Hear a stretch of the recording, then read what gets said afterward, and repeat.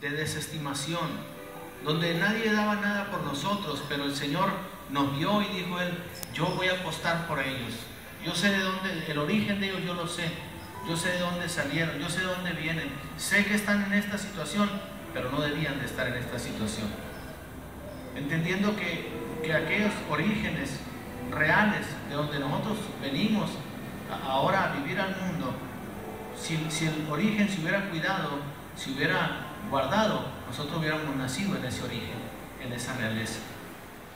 Pero como se perdió, como se pierden los reinos y se pierden los tronos, se perdió. Nosotros, es como la historia aquella de las personas que cuentan: es que mis abuelitos tenían muchas vacas, mis abuelitos tenían muchas tierras, tenían mucho ganado, tenían mucho dinero, y ahora ¿qué pasó? No, pues es que mis tíos lo gastaron y era muy borracho y lo gastó mi abuelito, y nosotros ahora somos pobres y no tenemos nada. Es una historia parecida a esa, la que nosotros vivimos, pero ya con el Señor nos restaura a la realeza, y para Él nos hace reyes y sacerdotes. Amén. Y Él nos llama a servirle a Él, pero con esta dignidad.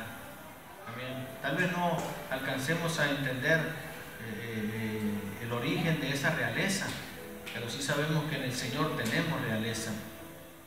Yo me asombraba y me maravillaba y me regocijaba y desafiaba a mi destino cuando aquí en este púlpito alguna vez lo declaré y dije: yo no sé cómo y no se los puedo explicar, pero yo tengo sangre judía. Yo no sé, yo no lo puedo explicar, y se lo dije a mi esposa y ella decía: estás loco, ya te estás volviendo loco con la Biblia tú, con lo que me dices. Y el día que se comprobó eso, lo que está diciendo mi esposa se comprobó también. Porque yo llegué a pensar: tal vez sí tengo una herencia judía por la palabra, por el Señor, pero después de tanta generación, decía yo, creo que ya no me ha de quedar ni un 2-3%, después de tanta vuelta. Y ahora en años atrás, cuando a mi hermano le hicieron el estudio de la sangre y luego nos los enseñó y nos dijo: ¿saben qué? Y este estudio dice que tengo los mismos genes, que comparto genes con los judíos del este de Europa. Dije: ¿cómo es posible que no se hayan perdido los genes? Ahí están todavía. Dije: ¿cómo está? Sí, dijo, ahí están los genes todavía. Los palmas somos judíos, comprobado genéticamente. Y la palabra me lo decía, que de lo vil y menospreciado el Señor me trajo para servirle como un rey y como un sacerdote, porque Él sabía quién era. Y Él sabe quién eres tú, Él sabe de dónde vienes, Él sabe quiénes fueron tus antepasados. Que no te engañe el diablo diciéndote que tú no eres nadie. Que no te engañe el diablo diciéndote que tú no mereces estar en la casa de Dios, que no hay un lugar para ti. Sí hay, y no nomás hay un lugar aquí en la casa de Dios para ti. El Señor Jesucristo dijo: yo voy a preparar un lugar allá en la casa del Padre para ti. Yo tengo preparado un lugar para ti en mi mesa, dijo Él, para que tú te sientes conmigo. De esa manera vive para el Señor. De esa manera tú peleas tu batalla. De esa manera llénate de coraje y de dignidad. Llénate de valor y de fe, y que nadie te ningune. A mí me gusta la canción esta que acabamos de poner ahorita, porque ahí donde dice que dicen: el loco está soñando. Yo soy un loco como esa canción. Yo no me quise conformar con cosas. A mí gente me decía antes de que llegáramos aquí, me decían: hermano, compraremos un terreno chiquito, de volada hacemos una iglesia. ¿Para qué un terreno tan grande? Le dije: no, yo creo que Dios nos va a dar una familia muy grande, y una familia grande necesita una casa grande. Y yo lo creía en mi corazón porque Dios me lo dijo. Y aquí te voy a llevar a un lugar para que hagas algo más grande, me dijo. Y yo creo que lo que el Señor quiere que hagamos es mucho más grande que esto donde estamos ahora. Amén. Pero este es un principio, hay que ser fieles y hay que creerle al Señor. Amén. Él quiere que le creas, créele. Amén. Hay una bendición grande. Pero mira, el servicio pasado estábamos hablando acerca de adorar a Dios. Y estábamos diciendo que para adorar a Dios es requisito primero conocer a Dios. Que hay gente que le canta a Dios pero no lo conoce. O sea, cantan al nombre de Dios y se paran y dicen palabras y pueden estar bien entonados y toda la cosa, pero no conocen a Dios. Dios está buscando adoradores en espíritu y en verdad. Dios es espíritu. Tiene que haber un conocimiento de la presencia de Dios para poder acercarse y adorar a Dios. Si no lo conoces a Dios, ¿cómo adorar a Dios? Amén. ¿Cómo conocer a Dios? Por medio del espíritu. Amén. Y hablamos acerca de las cosas que te hacen ser un conocedor de Dios. Todo lo que tú te esfuerzas, todas las luchas, todos tus esfuerzos, todas las situaciones, todas las tentaciones que tú vences, todas las dificultades que enfrentas y todo lo que te esfuerzas, lo que tú avanzas, las metas que logras, todo lo que tú vives se convierte en una experiencia que te hace conocer a Dios. Cuando permaneces en la voluntad de Dios, ahí es donde lo conoces a Él. Y después, cuando ya lo conoces, ya sabes cómo es, ya lo viste, ya lo entendiste, es muy fácil adorarle porque ya sabes que Él ahí está. Amén. Y es una bendición. Los discípulos conocieron a Jesús en persona. El Señor pasó por ahí, por el mar, y ahí estaba Pedro y estaba su hermano, y le dijo: síganme, los voy a hacer pescadores de hombres. Y ellos, dice la palabra, que al instante, dejando las redes, le siguieron y se fueron. Y da de cuenta que usted dejó el trabajo tirado y se fue siguiendo al Señor ahí. Pedro hasta estaba casado, dice la palabra, que un día fueron a orar por la suegra de Pedro. Pedro hasta la familia dejó tirada por irse siguiendo al Señor. No voy a agarrar la misma línea de Pedro. Usted que tiene familia, cumpla su responsabilidad. Ya Dilena había puesto una cara así de ¿cómo le voy a hacer? La Abril es muy buena para comer y su mamá también.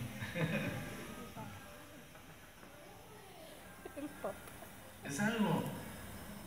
Ellos le siguieron, ellos lo vieron, algo tenían, los cautivó y lo siguieron. Y ellos lo conocieron en persona. Y ellos estaban con Él ahí, ellos lo veían, ellos lo oían. Y era algo familiar la vida del Señor Jesucristo. Yo pienso que no nada más conocían al Señor Jesucristo, conocían a la familia del Señor Jesucristo también. El Evangelio nos da ciertos tips así que nosotros podemos ver que sí conocían a la familia. ¿Se acuerdan que un día vinieron los discípulos y dijeron: Señor, estaba predicando, allá afuera está tu madre y tus hermanos? Amén. O sea, ellos conocían a María y conocían a los hermanos y a las hermanas de Jesús. Y de alguna manera, alguna vez fueron con Jesús a su casa y comieron allí con sus hermanos y sus hermanas y platicaron con ellos. Y había una relación entre ellos y la familia de Jesús también. La gente del pueblo, los judíos de aquel tiempo, también conocieron a Jesús en carne, conocieron a Jesús en persona y lo veían a Él y que decían: ¿qué no es este el Nazareno? ¿Qué no es este el Galileo? ¿Qué no es este el hijo del carpintero? ¿No es el hijo de José y María? ¿No están todos sus hermanos con nosotros? Lo conocían personalmente. Conocían la persona, la apariencia. Es decir, ellos veían que pasaba y decían: que aquí está, mira Jesús, lo que dijeron que hiciste, hazlo aquí con nosotros también. Pero esta situación de conocer a Jesús en apariencia, todavía en nuestros días hay gente que lo conoce de la misma manera. Ha leído de Él un poco, ha oído de Él un poco y de esa manera conoce a Jesús. Yo les he suplicado, quisiera escribírselos en el corazón y en la mente: lean el Evangelio. Mi único gusto va a ser que ustedes conozcan a Cristo, conozcan al Cristo del Evangelio. Conozcan al Cristo que el Evangelio describe y enseña. Es muy poca cosa conocer a Jesús por lo que los demás dicen de Él. Por lo que un predicador pueda decir de Él, es muy poca cosa. Necesitas meterte en una intimidad con Jesús para conocerlo a Él. Hay 3 escrituras en los evangelios, en Mateo, en Marcos y en Lucas. Hay una descripción de una de las ocasiones en que Jesús se dio a conocer a los discípulos. Y dice la palabra que Jesús los invitó a orar. Pues lea conmigo en Mateo capítulo 17. Él los invitó a orar. En el capítulo 17 de Mateo dice: y 6 días después Jesús tomó a Pedro, a Jacobo y a Juan, su hermano, y los llevó aparte a un monte alto. Y se transfiguró delante de ellos, y resplandeció su rostro como el sol, y sus vestidos se hicieron blancos como la luz. Y aquí se les aparecieron Moisés y Elías hablando con él. Entonces Pedro dijo a Jesús: Señor, bueno es para nosotros que estemos aquí. Si quieres, hagamos aquí 3 enramadas, una para ti, otra para Moisés y otra para Elías. Mientras él aún hablaba, una nube de luz los cubrió, y he aquí una voz desde la nube que decía: Este es mi Hijo amado, en quien tengo complacencia, a él oíd, gloria a Dios, aleluya. Esto es algo tremendo. Dice aquí: al oír esto los discípulos se postraron sobre sus rostros y tuvieron gran temor. Yo leí a un comentarista que dice que en esta ocasión, cuando el Señor invitó a estos discípulos, los invitó porque eran de mucha confianza para Él y porque Él sabía el impacto que iba a hacer en sus vidas esta situación, esta experiencia que iban a tener con Él, pero que había algo por lo cual no invitó a Judas, porque el Señor conocía el corazón de Judas, sabía cómo Judas era ladrón, era mentiroso, era un bandido, dice, y el Señor no tiene ese tipo de experiencias o de revelaciones para gente que no le sirve verdaderamente, que aparenta que le sirve, pero que no le sirve en su corazón. Y el punto aquí de esta revelación, yo me puse a leer, y transfiguración quiere decir un cambio que revela la verdadera naturaleza de las cosas. O sea, tú miras algo y tú dices: bueno, pues esto es ¿cómo se llama el material este? Mimbre. ¿No suena? Mimbre. Pero no suena. Bueno, usted puede decir que es madera, porque es palo. Pero a lo mejor si viene y lo toca es plástico. O sea, usted lo puede ver de una manera y decir: pues, yo lo veía, no era lo que yo estaba mirando. Por decir algo, ¿no? Y esta experiencia reveló a los discípulos la realidad de la naturaleza de Jesús. Lo que ahorita le estaba diciendo, que ellos conocían a Jesús en carne. Ellos conocían a Jesús en persona, trataban con Él, comían con Él, tomaban café con Jesús, comían pan con Él, y estaban caminando con Él y lo oían, dormían donde Él dormía y todo, lo conocían en persona. Pero aquí en esta ocasión Jesús les da una revelación de su persona, les da una revelación de lo que hay dentro de Él, de quién es en realidad Jesús. Jesús era un ser humano, nació de una mujer, creció entre los hombres, dice la palabra, y aquel verbo se hizo carne y habitó entre nosotros, y vimos su gloria como del unigénito del Padre. Y aquí está el Señor mostrándose en este monte alto delante de los discípulos, revelándoles esa gloria que había dentro de Él, y que en esa ocasión en que están en ese monte orando, se empieza a brotar de Él aquella gloria y lo hace resplandecer aún en su carne, gloria a Dios. De tal manera que dice la palabra que el sol, la cara se hizo más resplandeciente que el sol, y los vestidos de repente se hicieron blancos, refulgentes, porque había una bendición gloriosa. Amén. Lo divino de Jesús se estaba manifestando sobre ese monte delante de sus discípulos. De alguna manera el Señor les había hablado de que era necesario que Él padeciera, de que Él iba a morir, pero que iba a resucitar. Y cuando Él resucitara y Él se fuera a la gloria del Padre, los discípulos necesitaban tener una confianza real y poderosa en su persona cuando Él ya no estuviera aquí. De manera que Él se reveló delante de sus ojos en su verdadera naturaleza a ellos. Ellos lo veían como el hijo de José y María, lo veían como el profeta de Nazaret, de Galilea. Sí es cierto que, porque le dijeron: ¿y tú quién dice la gente que yo soy? No, pues que eres Elías, Jeremías, alguno de los profetas. Y ustedes se quedaron mudos. Ellos también lo veían como un profeta, lo veían como un siervo de Dios. Todavía en la actualidad hay religiones como los mormones o los testigos de Jehová, como los adventistas. Hay algunas corrientes espirituales que se dicen cristianas, que dicen que Jesús no era lo que era, dicen que era un ángel que Dios mandó al mundo. Imagínense a mandar a Dios, a un ángel, a morir por nosotros.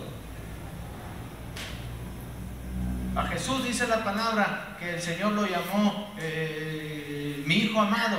En el libro de Hebreos dice a cuál de sus ángeles, en el libro de los Salmos también lo dice, a cuál de sus ángeles llamó Dios jamás, mi hijo eres tú.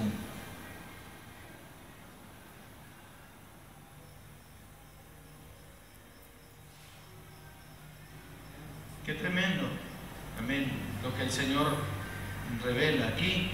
El Señor Jesucristo estaba revelando esa gloria que había en su persona, pero también el Padre estaba revelando, amén, que los que servimos al Señor tenemos que poner mucha atención, amén, en el Señor Jesucristo.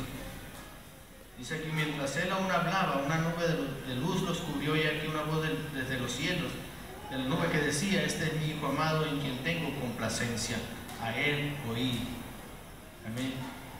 Esto es algo tremendo, porque mucha gente oye los mandamientos de la ley que dio Moisés y se basa en lo que dice la ley, y así es como sirven a Dios de acuerdo a la ley. Otros se basan en las profecías y dicen: no, es que la profecía dice esto y esto y esto, y eso es lo que marca su manera de servir a Dios. Y el mismo Dios del cielo que mandó a su Hijo dice: pónganle atención a mi Hijo, a él escuchen. Leí un comentario que dice que cuando Pedro dijo: Señor, haremos 3 enramadas, estaba poniendo a Moisés y a Elías y a Jesús al mismo nivel.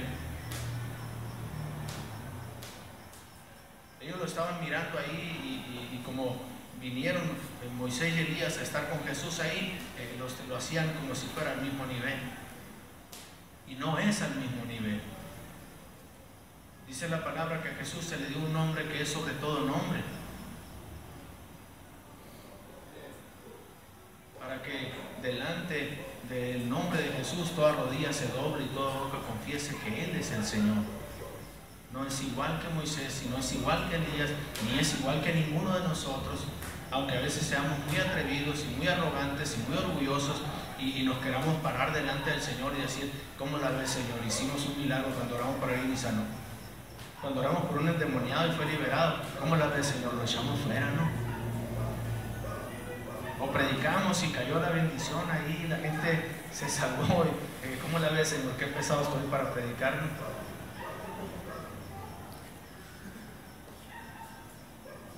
A veces nos ponemos al mismo nivel de Jesús, y a veces hasta arriba de Jesús nos ponemos. Aquí ni Moisés ni Elías se estaban poniendo al nivel de Jesús. Ellos vinieron, dice la palabra, y estaban hablando con él, y de alguna manera estaban fortaleciéndolo, porque Jesús estaba en carne, estaba mostrando la gloria de Dios, pero estaba en carne. Estaba en carne. Dice la palabra que Él fue tentado en todo, pero sin pecado, y que Él conoce nuestra naturaleza, y que Él puede compadecerse de todas las situaciones que nosotros vivimos, porque Él vivió en esta misma naturaleza. Y estaba ahí hablando con Moisés y Elías acerca de lo que iba a padecer en la cruz, de qué manera iba a morir, de cómo se iba a entregar, dice la palabra. Eso era lo que estaban hablando ahí con Moisés y Elías. ¿Y sabe por qué estaba hablando con Moisés y Elías eso?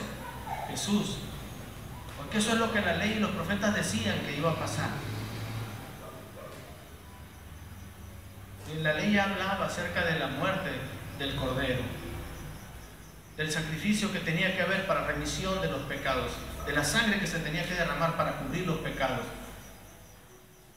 Y Moisés entendía eso y sabía cómo Dios había redimido al pueblo por muchos años, pero cada año se tenía que volver a hacer el mismo sacrificio, el mismo sacrificio. Y Moisés está hablando con Jesús y le dice: a ti te tocó el privilegio, la oportunidad de ser tú el que vas a derramar tu sangre una vez y para siempre por los pecados de la humanidad. No nada más del pueblo, sino de todo aquel que crea. Y eso es lo que estaban hablando ahí. Y yo me imagino que Elías le estaba recordando a Jesús las profecías y le decía: acuérdate que el profeta fulano dijo y el profeta mangano dijo, inspirados por el Espíritu Santo, dijeron que esto iba a pasar. Y estaban confirmando lo que Jesús iba a hacer, porque estaban hablando de eso. Nosotros a veces como cristianos, como creyentes, hablamos muchas cosas, de la Biblia, pero muchas veces nos salimos del punto, del objetivo que es Cristo. Andamos hablando muchas cosas de la Biblia, de cómo Dios hizo, de cómo Dios no hace, de cómo Dios es, de cómo Dios no es, de quién sí, de quién no, pero no nos acordamos de poner a Jesús en medio de nuestra plática, de partir de Jesús, de poner a Jesús como la base de nuestra plática. Aquí está la ley y los profetas en Moisés y Elías y están poniendo a Jesús en medio. La ley sin Jesús no tiene sentido. Jesús vino a cumplir la ley. La profecía sin Jesús no tiene sentido porque Jesús cumplió la profecía. Se cumplió en Jesús. Amén. Eso es algo tremendo. Para conocer a este Jesús de gloria que se manifestó en este monte, necesitamos hacer lo que los discípulos hicieron.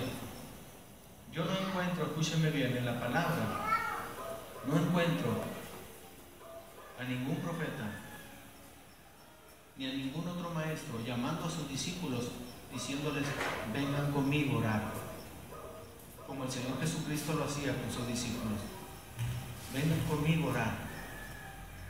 Dice la palabra que ellos cabeceaban y se dormían y a veces les reprochaban y les decía, ¿no habían podido velar conmigo una hora? Y Él los invitaba, vengan conmigo. Dice que los llevó a un monte alto para orar. Y mientras allí estaba Él en el monte alto orando, se transfiguró delante de ellos. Cuando tú entras en un tiempo de oración en la presencia del Señor Jesucristo, Él te revela cosas que a nadie más le va a revelar. Si tú quieres conocer a Cristo por dentro, si tú quieres conocer la verdadera naturaleza de Jesús, tienes que entrar en esta intimidad de oración con Él. Tienes que dejar ese nivel natural, normal del ser humano. El nivel natural del ser humano es bajo. Tenemos la tendencia a las cosas equivocadas, a las cosas que no tienen valor, que no tienen importancia. Estamos hechos de la naturaleza corruptible, de carne. Nuestra tendencia, nuestros ojos, nuestros oídos, nuestros sentidos tienen concupiscencia, tienen deseos incorrectos. Somos de naturaleza baja, andamos en los pies, no podemos andar en el aire. Estamos pegados a la tierra. Esta es nuestra naturaleza y para poder entrar en una relación de revelación de la naturaleza de Cristo, necesitamos subir a la montaña con Él. Necesitamos subir de nivel. Necesitamos agarrarnos de la mano del Señor e ir hasta donde Él nos lleva. Y no es fácil hacer esto. No es fácil. Yo le preguntaría a usted si esta noche el Señor viniera y se sentara ahí en tu cama, donde tú estás dormido, y te hablara el Señor y te despertara, y viniera el Señor y te dijera, Eduardo, levántate porque quiero que eres conmigo. Y de repente cuando tú abrías los ojos vieras el rostro del Señor levantándote, ¿qué ibas a decir? Cámbiale el pañal. Imagina.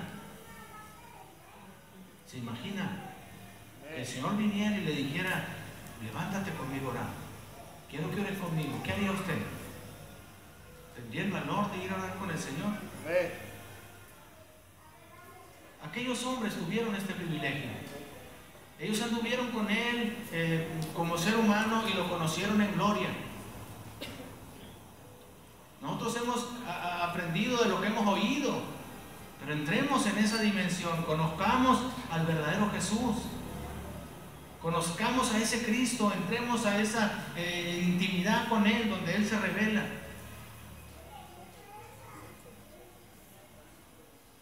Lo que dice el libro de San Juan,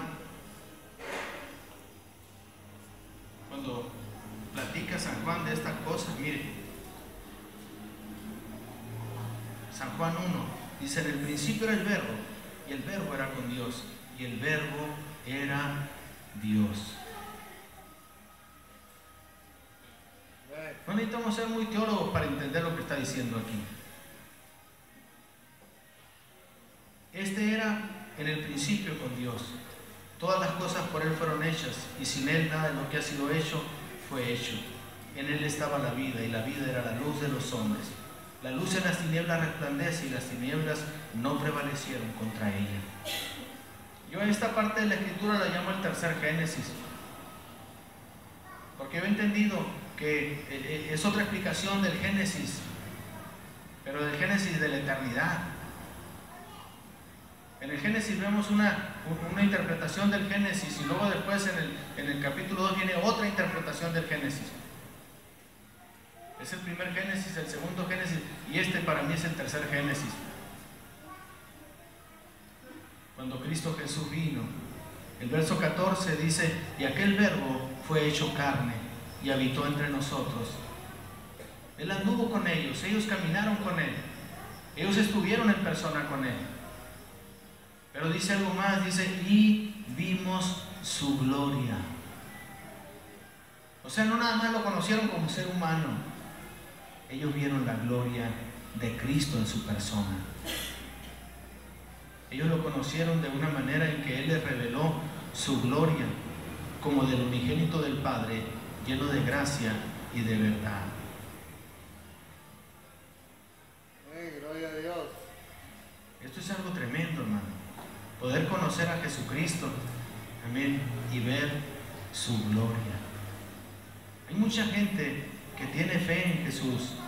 Hay mucha gente que lo ha conocido, pero no ha conocido su gloria.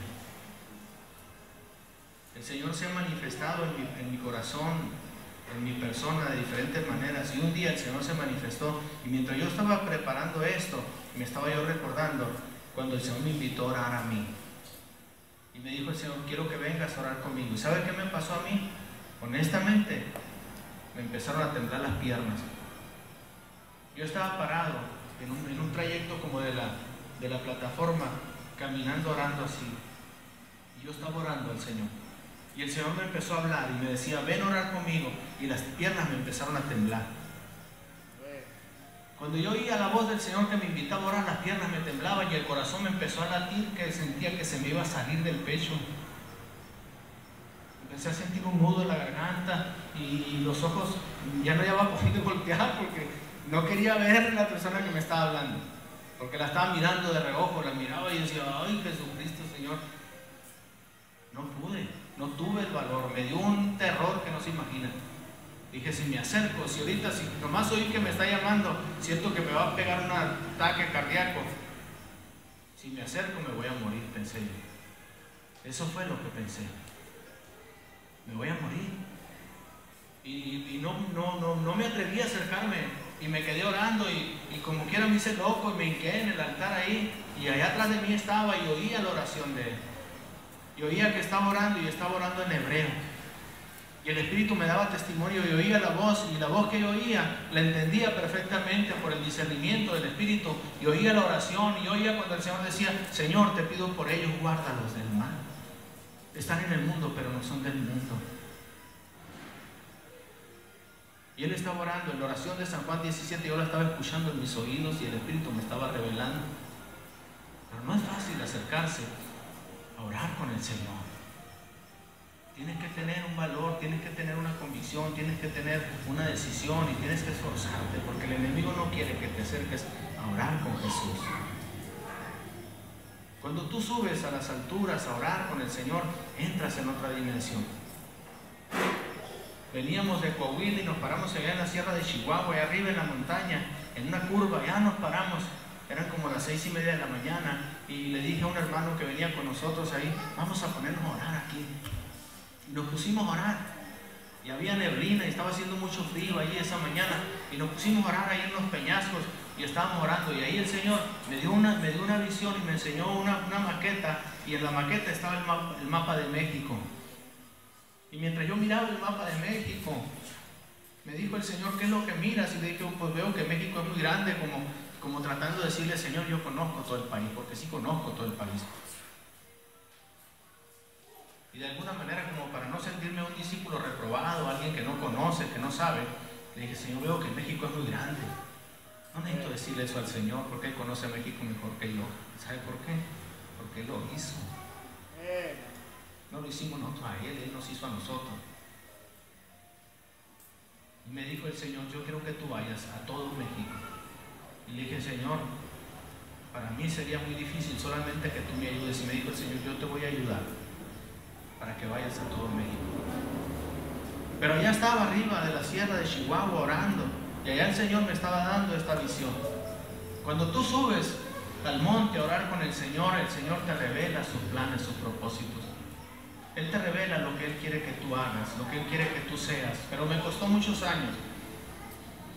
Y me ha costado muchos años, casi 20 años, entender aquella visión. Yo le di un sentido a esta visión. Y yo me equivoqué. Porque a veces somos muy prontos para decirle al Señor lo que vamos a hacer. El Señor nos da una visión y de volada le damos sentido y decimos, es esto y esto y esto. Y muchos hermanos así somos. Y así era Pedro cuando vio la visión y vio al Señor transfigurado. Señor, qué bueno que estamos aquí. Haremos 3 enramadas, una para Moisés, otra para Elías y otra para mí. A veces somos muy buenos para decirle al Señor lo que vamos a hacer. Y el Señor no quiere que tú hagas nada. Lo que el Señor quiere es que tú oigas a su Hijo.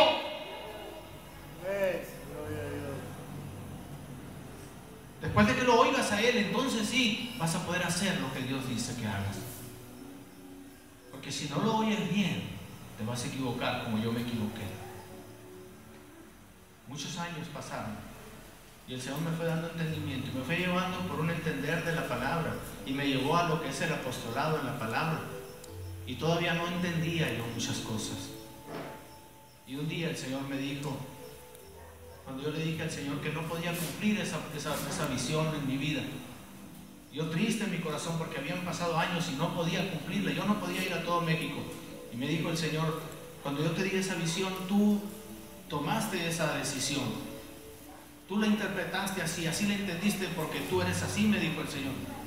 Y porque eres así siempre te equivocas. Y no es fácil que el Señor te diga eso, si tú eres un siervo de Dios. Si tú eres alguien que predica la palabra. Y le dije, Señor, pues entonces dime cómo es, porque no entiendo. Y me dijo el Señor, yo no quería que tú fueras a todo México como tú estás pensando. Yo pensé que tenía que ir a poner iglesias en México. Yo pensé que el Señor quería que hiciera una iglesia aquí. Yo venía para acá, para Hermosillo. Dije, voy a hacer una iglesia aquí en Hermosillo. Y de aquí me voy a ir para Chihuahua. Y voy a poner otra iglesia en Chihuahua. Y luego voy a ir a Durango. Voy a poner otra iglesia en Durango. Voy a ir a Sinaloa. Y así en cada estado voy a ir a hacer la obra. Dije, porque el Señor quiere que vaya a todo México.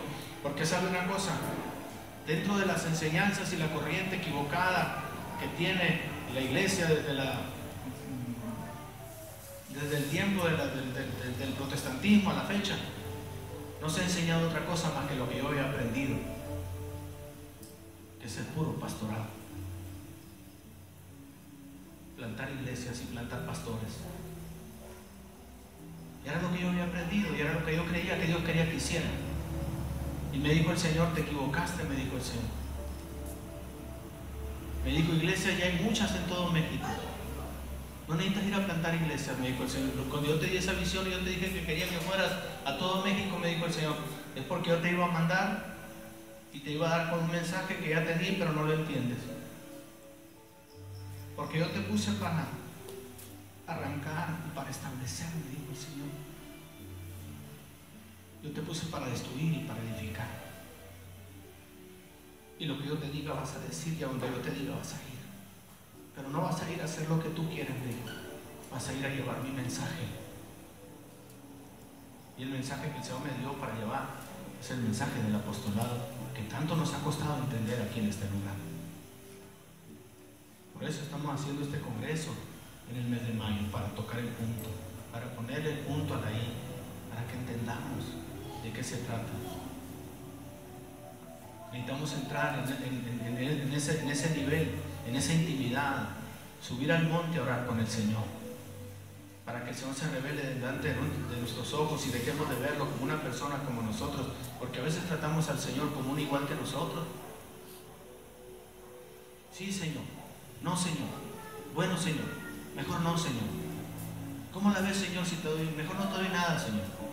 Mejor te doy después. Lo tratamos igual. Hey, tenga cuidado. Tenga respeto. Tenga reverencia delante del Señor.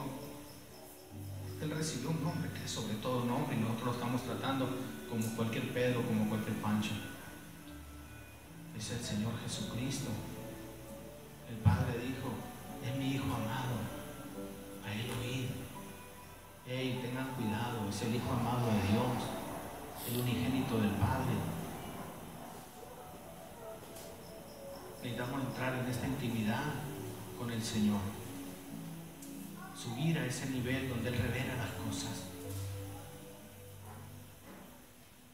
Por un momento cierra tus ojos en esta noche.